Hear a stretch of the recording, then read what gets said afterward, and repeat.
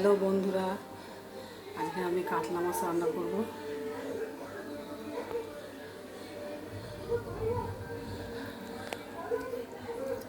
দেখো বন্ধুরা, এই যে কাতলা মাছ আজকে আমি রান্না করব, আর তার সাথে করছি এই যে পাবদা মাছ। এই পাবদা মাছটা করব বন্ধুরা। আমি একা করছি ভিডিওটা, তো তাই রান্নাটা হয়ে গেলে আবার দেখাবো, তোমরা দেখতে থাকো।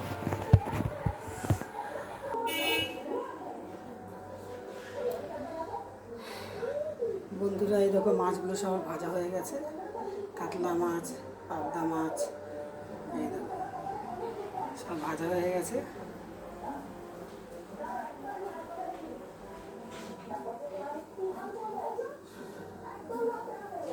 দেখেছো বন্ধুরা, এবার আমি মাছটাকে রান্না করব।